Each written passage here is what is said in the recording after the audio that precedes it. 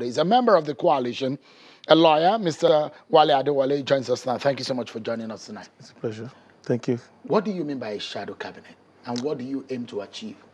A shadow cabinet is a group of citizens or political actors who are not in government, but who are concerned enough to prepare and behave as if they're in government and find solutions, alternative solutions to the problems of the country.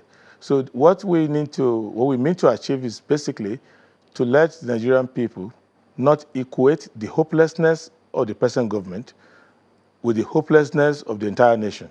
To say, well, this government is just not efficient or effective in many aspects. It doesn't mean that the solutions are not available. So it does not mean that if the government is unable to achieve something, and then it means that totally we don't have a solution. So we give alternative solutions to our governance issues. That's basically what we do. So let's get the background. And you want to be in government, Certainly. but you're not in government. Yeah. So you are standing as opposition. That's correct. You don't have political platform, do you? We do have a political platform. There is, of course, the difference between a political platform and a political party. A political party or a partisan platform. What we are trying to do is that the nature of our problems are political. Those who are in government only because of their engagement in politics. Most of the mistakes they make are the mistakes made by political powers conferred on them. These powers are given to them on a term-based basis. These are not powers inherent in them. A few years ago, President Buhari would be in Kaduna, in his house, as a private citizen, ruminating over issues. Today, he has presidential powers. Same thing with ministers and all of that. So what we are trying to remind the people is that it's obvious from within the government and outside that things are not going right. No one feels secure. There's poverty all over the land. There's proper evaluation of our economy will show that it's going down. So what do? We have to now come forward and say, take these solutions. Nigeria cannot be unfortunate that only the ministers appointed by President Buhari are the wisest people in Nigeria. Even if we were in doubt as to their wisdom before, the result of their 4, 5, 6 years in power has shown to us that they are not the best we can get. Now, but they are there by law. So what do? Instead of engaging in politics of taking advantage of their misfortune, we said, look, let us set up what they ought to be doing. If they are mismanaging the economy, let us come together and manage the economy. You're setting up a government outside government? Yes, because... Is that legitimate? It is legitimate. It is required by law. Is it set in law? Under what part of our laws is that recognized? Our law recognizes freedom of association, freedom of expression, and expression includes expression of opinion on policy. So, for example... And including setting up a parallel government? No, you are setting up a parallel cabinet, not a parallel government. For example, what you're doing is a shadow government. It's not parallel. For example, if you look at the way the parliament is designed, for example, it is assumed that those who have a certain view, which coincide with that of the government, will be with the government, and they'll be on one side. Those who have their own other ideas, solutions, and proposals, but who are not in government, will come up in parliament to oppose the government measures. That's why where they put a question in the parliament, they always ask... That's indeed not very much established in our political scene here in Nigeria. Well, maybe in the British context, we've heard and seen that. So I'm wondering where that principle and concept comes from, and where exactly in our laws and any part of the bodies of laws that this idea of shadow cabinet is enshrined. Okay, now this is it. For example, if you look at the fact that those who are occupying political offices do not understand democracy does not mean that they need to establish a tradition for us that will make us not to understand it. For example, when an issue is put up in parliament, there's always a motion and counter motion. There are always those who are for yea and those who are for nay. Now, what has happened is that the aye and nay have come together to just not have a bifurcation of alternatives. So we who are citizens, who are active, who know what politics is all about, think to ourselves, okay, what do? One, we have seen a hopelessness on the street. We said we have a right to come together under the Constitution, then we have freedom of thought, and we have experience. All right. Sorry, Mr. Adewale, we need to take a break. And when we come back, the idea is that you call yourself a third force. Yep. and you want to be in power. Yep. Is it the right way to go about it? I'm going to get some of your views on that when we return from this break. Stay with us, everyone. We'll be right back. Thank you so much, everyone, for staying with us. Mr. Adebayo Adewale, a lawyer and a member of the shadow cabinet has been created by the Nigerian Consultative Forum. Thank you so much for coming. Should I call you Honorable Minister? Because as a cabinet member of the shadow cabinet, it does come to light that you've given yourself some level of power to formulate policy on behalf of those who are following you. Obviously, everyone has that inherent power to formulate policy. The question of being in government or outside government, ideally, you ought to have policy ideas before you come to government.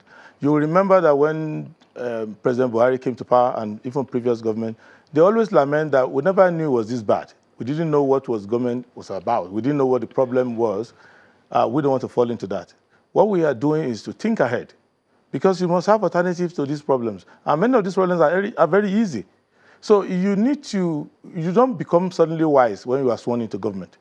You start to think about these things. So you're preparing yourself. Yes, these are the duties. It's the duties of political parties. It's 2021, Mr. Adewale. Yes. And the question is, if you look at it, if you're going to seek elective offices or you want to get power, how do you hope to do that if you have not formed a political party yet?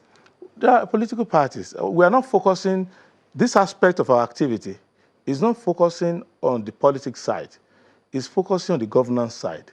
Everyone is worried and concerned about politics, 2023.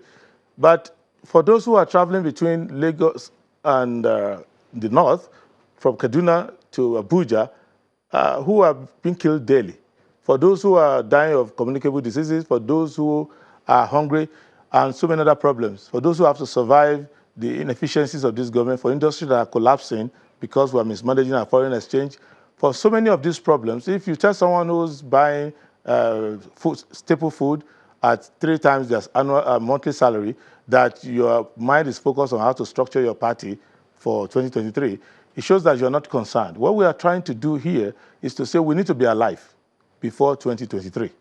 And this government appears to have a serious problem of insularity.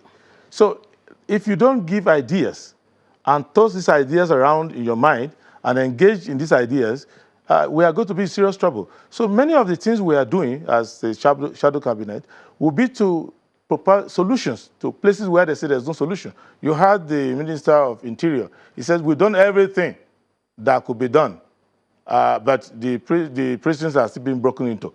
So he's saying that he's run out of ideas. He said, it's not for lack of trying, we've done everything. But we will say, what of this other thing?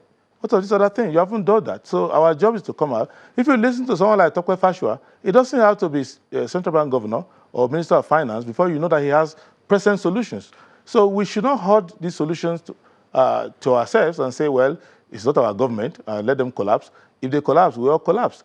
And if you look at it critically, the majority parties who are in opposition, they've abdicated their duty. There is no, for every issue, on every issue, that you fought the government. You cannot readily say, this is the PDP alternative, this is the ABGA alternative, this is the other party's alternative. So we have to step in and provide that. Because, for example, people are saying we shouldn't escalate the price of petroleum products to 300 and something. But what's the alternative? It's enough to say so. That's what ordinary citizens will say. But you who are interested in government, you must come out with a formulation, show how it can work, and will still retain the price that you have. So on many issues, on food security, on housing, on every aspect, we have solutions. So your ultimate agenda is to take power in 2023? That's correct. And you are sure that that can happen? It will happen only if the Nigerian people want it to happen. It's a power and desire for power is not the main issue. The main issue is to run a government that works. And if Nigerians know why this government doesn't work, many people are perplexed.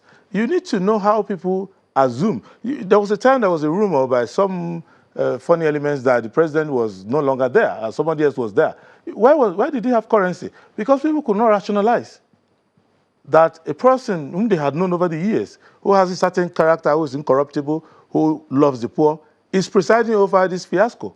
So you tell them where the money is no more there and some other character is there, they will believe it.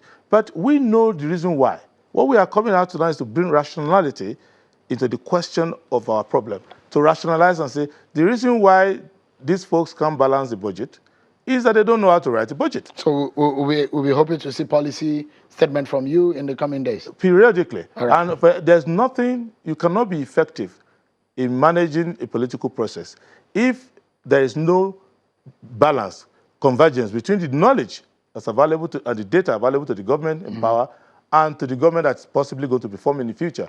Those are the things that we're trying to balance in having this shadow cabinet. It's not that we are going to be raising taxes, we are going to be blowing siren on the street, or we are going to be exercising political power now, but we're exercising our intellect. It only has intellectual force, but it doesn't have the force of law. It has, Your it has the force of law in the sense that we have the right. For example, I would recommend to the government, in spite of whatever you might feel about it, that it is in their best interest, actually, to take advantage of what we are bringing forward, to try to ameliorate some of the errors that they've committed. However, the main thing is for Nigerians to not lose hope. You see, it's one thing to lose hope in a government, but it's a calamity to lose hope in your governmental process as a whole, or lose hope in your government. We'll see how that is what we are trying to prevent. Yeah, when people get into power and they say, we didn't know that things are this bad. It will not happen to us. Thank you so much, Mr. Adebayo Adewale, for coming tonight. Member of the NCF, the National Consultative Forum. Thank you so much for coming tonight. It's a pleasure. Thank you.